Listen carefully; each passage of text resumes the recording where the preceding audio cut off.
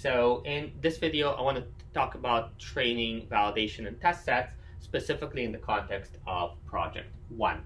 So at first, you start with your entire data set, so it's not split yet. So what I would suggest that you do is that the first thing, just split it into training, validation, and test.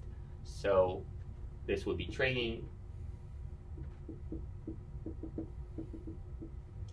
and validation and test. So like we said, the test set you set aside, you don't touch it until the very end. In fact, in project one, you might as well not touch it at all, although you could in the last part. The training set is what you always use to fit all of your models. The validation set is what you use when you have several candidate models. So one question that arises is like, what's the size of the training, validation, and test sets? You have 10,000 points approximately in your data set. That's kind of a lot.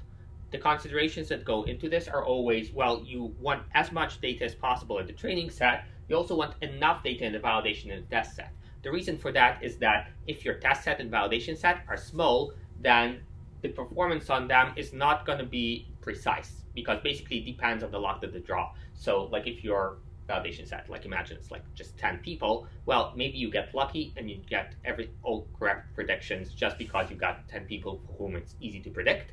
Maybe you get super unlucky and your performance is bad, but that's not necessarily very indicative of how well the model is going to do on new data, just because you have like a small underrepresented test set.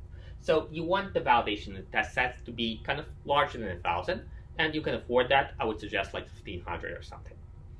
So, okay, so once you have the split, you sometimes want to evaluate your model on subsets of the training and the validation set.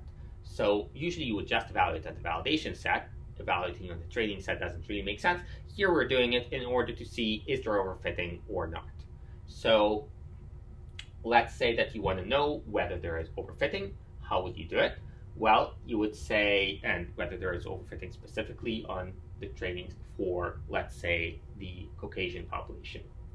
So what would you do? So you would say, I'll split up the training set into a subset that just contains the Caucasian population, just the Black population, the population. So you might define it in R as something like train.w. Okay, so then for this set, you can make the predictions and see how well you do. You do not train just on this set because that would be equivalent to using race as an input. What you do is you train on the entire train set, but sometimes you just want to look at the subset of the train set in order to see how well you do. So you can do the same thing for the validation set. So you just take the subset of the validation set that's white, the subset of the validation set that's black, subset of the validation set that's other, and then you can compare, for example, the performance on validation.w, so that would be just this subset, to the performance on train.w. Okay. Now, in the later parts, what you want to do is you want to adjust the thresholds for the different demographics separately. I would suggest that you use the training set in order to do that. You can then use the validation set in order to see whether you have in fact succeeded at equalizing the false positive rates. Finally, it's optional, but you can do it. So you can have your final model, and with your final model, you'll predict on the test set and see what the accuracy is. Okay. One question that comes up pretty often is, well, how do I predict on the test set? Because like I've adjusted the thresholds, so I now have like different thresholds for different populations. Well, several ways you could do it.